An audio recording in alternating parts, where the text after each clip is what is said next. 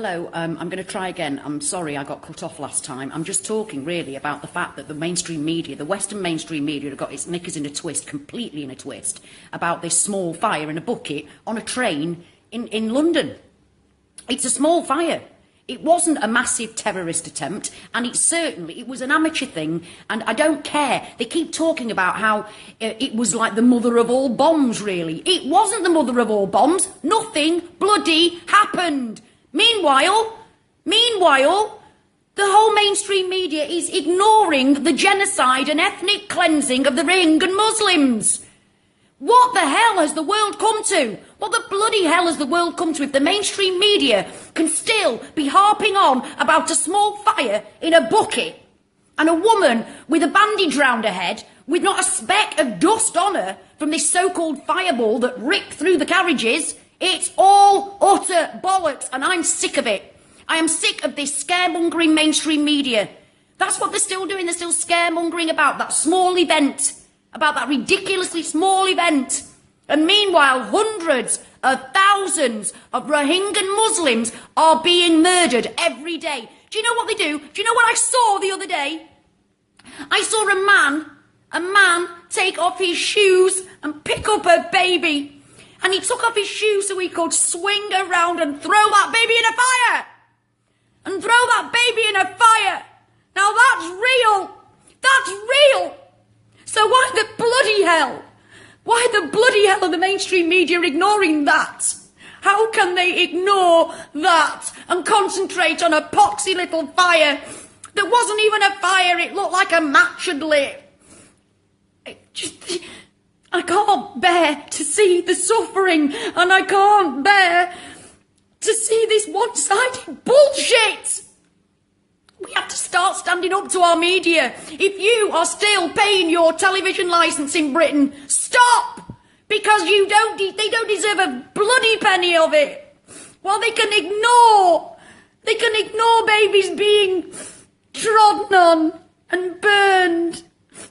While they can do that, and concentrate on scaremongering and fearmongering about ISIS and Islamic terrorism. Look what so-called Buddhists are doing to hundreds of thousands of people, but the mainstream media in the West doesn't give a shit about them because they're Muslims. They deserve to live in peace and have a land of their own. Or if they can't have a land of their own, at least be deemed as equal citizens. Equal citizens in the country that they're living in. What are they going to do?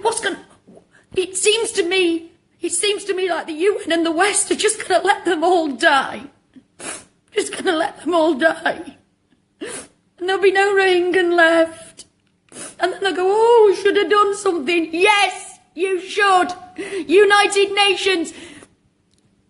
Donald Trump, Theresa May, where are you? Where are you? Do something. What's the bloody point in the UN? What's the point in the UN? Yes, it's genocide. Yes, it's ethnic cleansing, but we're just going to sit here and do bugger all. If you could see the things that I've seen. If the mainstream media actually showed you what is happening there instead of their 5-minute little supposed news story. I can't bear any more of it. I can't bear to live in a world where some people are more important than other people. It doesn't matter what your religion is. It doesn't matter how wealthy you are. There is no one person any more important than another. No one. So please, if you're seeing this, speak out for the Rohingya Muslims before there's just none of them left.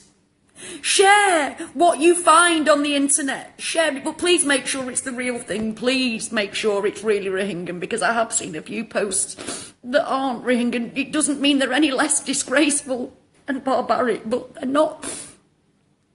We must share the truth, because the mainstream media aren't. And when I can see a man swinging a baby round and then take off his shoes so he can turn round better before throwing them in the fire. women being beheaded after they've been raped. So all of you out there going on about ISIS, the beheaders, care as much about these people being beheaded. But don't you care about them because they're only Muslims, Rohingyan? Don't you care about that? So not another bloody word about head choppers from you lot until you speak up for the Rohingya Muslims. Because I know fine well that one day my children, my grandchildren are going to ask, what did you do? And I'll say, I spoke up, at least I spoke up. And I hope, I pray that when that day comes, the Rohingyans will be safe. But they're not. I've seen the most barbaric things I've ever seen. And believe me, I've seen some bloody awful shit. I've seen some terrible, terrible things. But there is nothing, I've seen nothing like the abomination that is happening to the Rohingya Muslims. They need our help.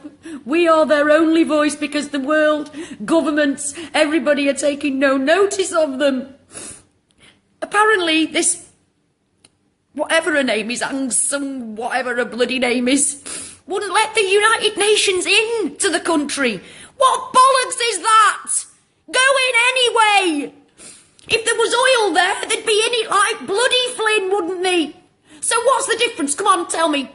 Tell me, world. Tell me, United Nations. What is the difference? Why aren't you going in stopping a genocide? Why? Tell me why. When you go into every other bloody country that doesn't agree with what you want, you go in there marching and all over the place. And our media is an absolute bloody disgrace. A disgrace. They can ignore the fact that women are being raped and beheaded. Children, I've seen children having their heads a man stood on the head of a toddler. For the love of God, help